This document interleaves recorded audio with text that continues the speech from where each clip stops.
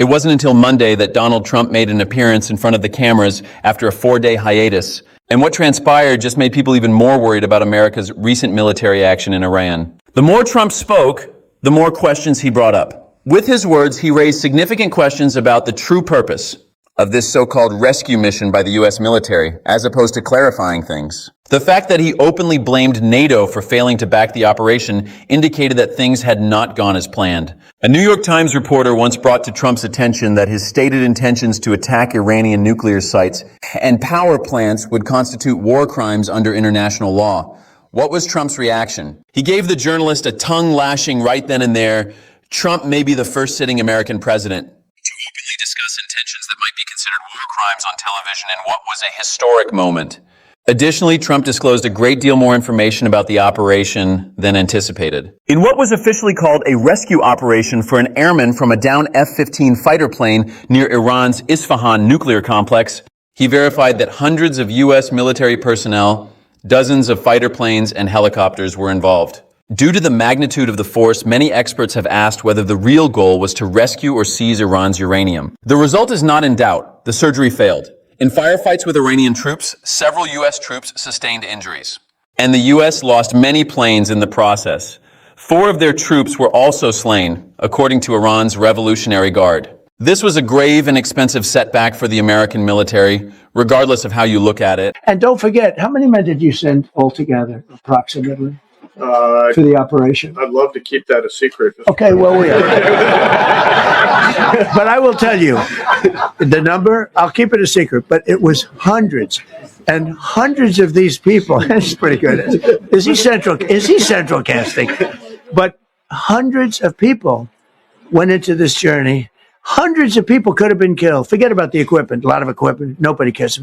Hundreds of people could have been killed. So we had people that were within the military that said this is not a wise, and I understood that, but I decided to do it. On social media, Trump issued a harsh, expletive-laden warning to Iran just 1 day prior to his media appearance. It was obvious to everyone that there was a discrepancy between that online bravado and the reality on the ground. The backlash was immediate and originated in surprising quarters. Trump's assertions of victory were questioned by his inner circle, with some even expressing doubts about his mental condition. The fact that your own legislators are posing such queries indicates a lot. Additionally, it was not limited to the United States. Numerous Western media outlets seized on the story, and many made fun of Trump. The story was covered by foreign outlets, including Channel 7 News in Australia, adding to the international voices criticizing the narrative. Good evening. It looks a very long way from the proud victory Donald Trump has been bragging about. He's now exploded in anger in a foul-mouthed tirade towards Iran. The US president dropped the F-bomb and once again threatened to unleash hell on an enemy he claims he's already destroyed. His critics calling it a desperate outburst from an unhinged madman. Larry C. Johnson, a former CIA agent, wasn't convinced either. Johnson openly came out to dispute Trump's version of the events.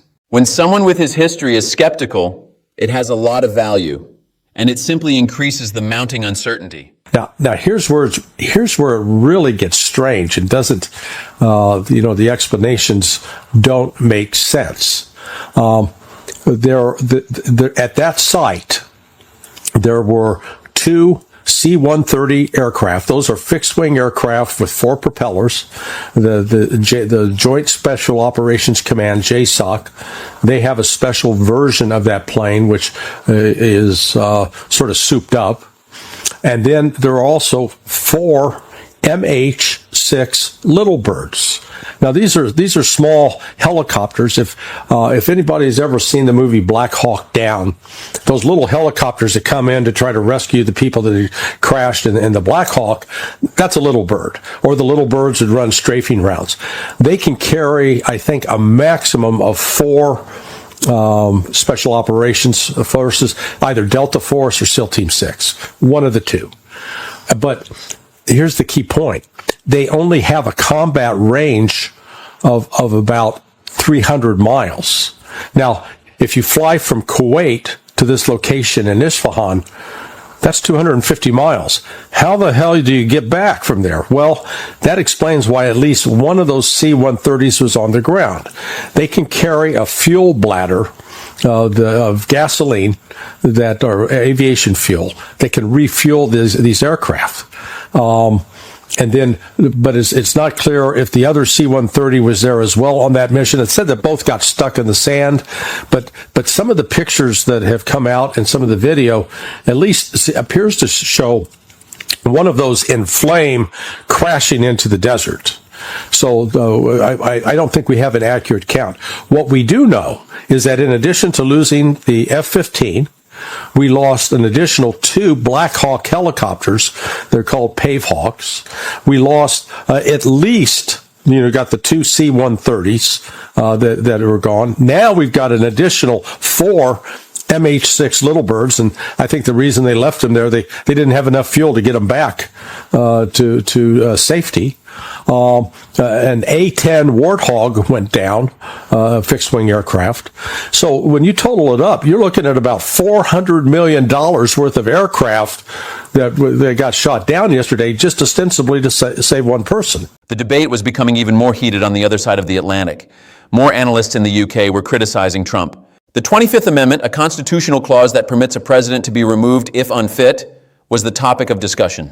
The concern was evident in the fact that this discussion, including a broadcast on Channel 5, took place on mainstream British television. Absolutely disgusting. They need to plead the 25th. They need to impeach this man, take his phone away, he is unfit.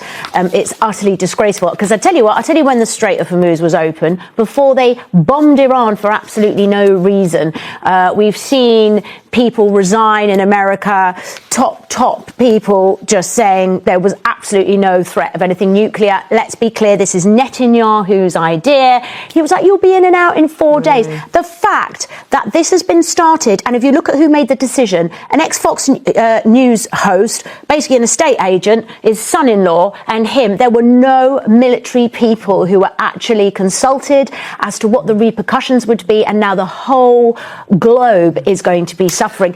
And I tell you what, he's ruined America. He has ruined America, because what we're not talking about is the fact that Japan have done a deal with Iran to buy oil from them in Chinese currency. It's easy to understand why the general public is losing patience. Trump has been at war with Iran for 6 weeks now. This is despite his prior pledge that the surgery would be finished in 4 to 6 weeks and his repeated assertions of smooth progress. The difference between what he says and what is actually going on couldn't be greater. The issue gets even worse in context. According to critics, Trump's policies are more about promoting Israel's interests in West Asia than about American national security. This is an agenda that, in their opinion, has only brought about widespread pain and devastation to the region. The fact that Trump seems unconcerned by the growing number of American fatalities only exacerbates the situation. It doesn't seem like he takes the human cost into account in his calculations. His annoyance at resistance is growing harder to hide. He made the statement yesterday that he will target Iranian civilian infrastructure with bombs, a breach of international law. Even after a journalist noted it would be unlawful, he doubled down on that threat today rather than retracting it. He didn't even flinch. He refused to budge. And maybe more than anything else, it reveals all there is to know about the current situation. Thank you, Mr. President, for the question. Deliberate attacks on civilian infrastructure violate the Geneva Conventions and international law. Who are you with? I'm with the New York Times. Zolan from the New York Times. Are you failing? Are you concerned? Circulation way down at the New York Times. Are you concerned that your threat to bomb power plants and bridges amount to No, not at all. No, I'm not. I hope I don't have to do it.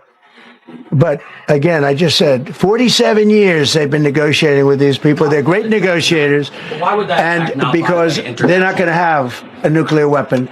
And if somebody that takes my place someday is weak and ineffective, which possibly that will happen, because we had numerous presidents that were weak, ineffective, and afraid of Iran, we're never going to let Iran have a nuclear weapon.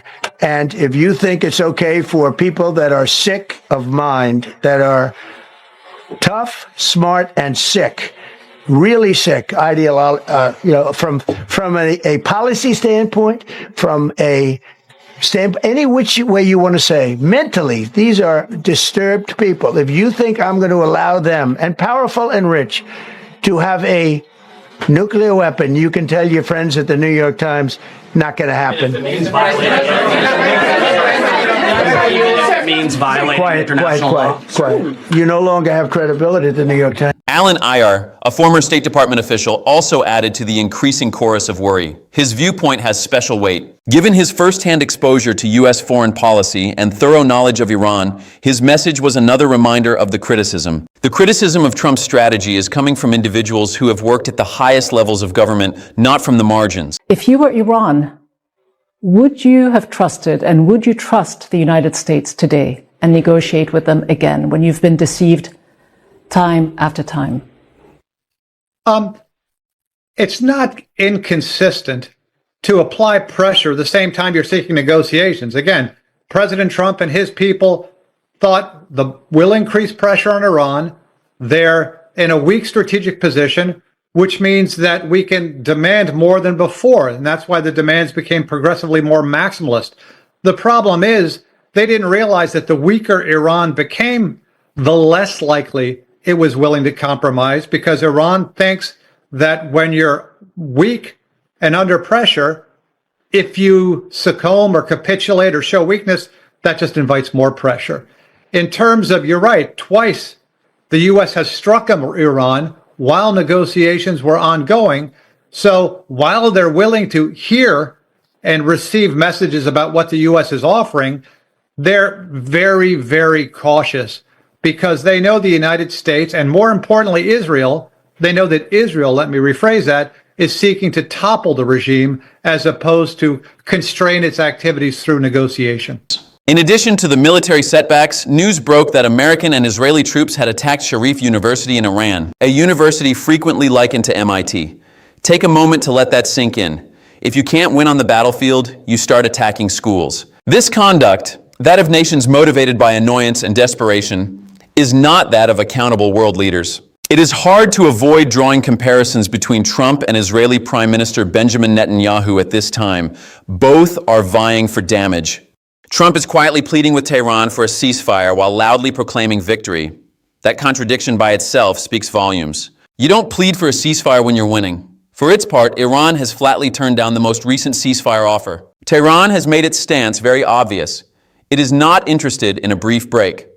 Iran wants a total halt to American and Israeli aggression. Iran would be making a grave error by following the path as Gaza, where Hamas accepted a limited ceasefire only to end up worse. The fact is that Iran now has one of the strongest economic levers, control of the Strait of Hormuz.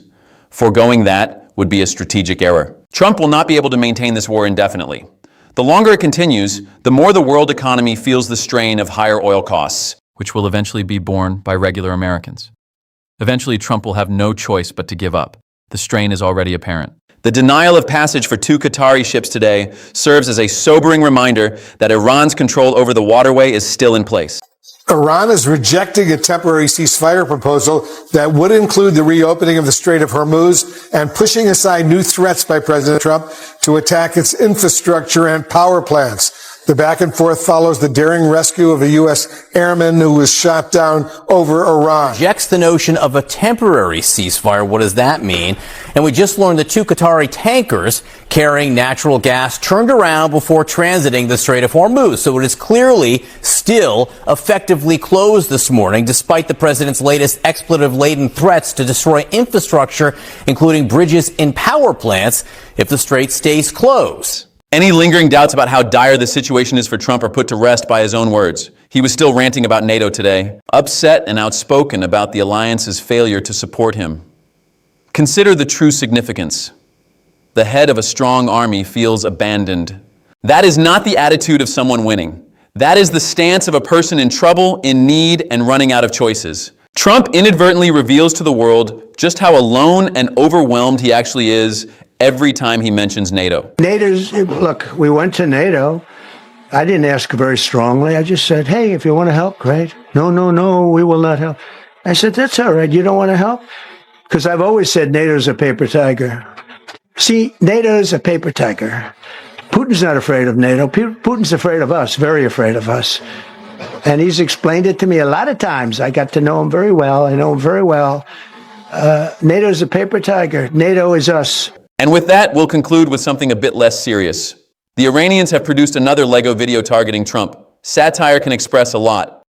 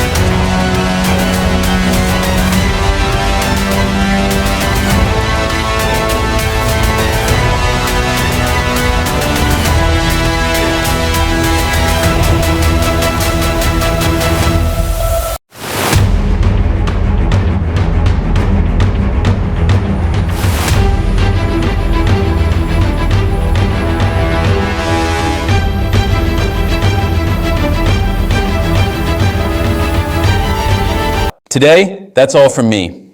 I would like to express my sincere gratitude for your ongoing backing of this platform and independent journalism. Please subscribe to the channel if you haven't already. It helps maintain independent voices like this. Each membership makes a difference. May God bless you all, and I'll see you in the next one.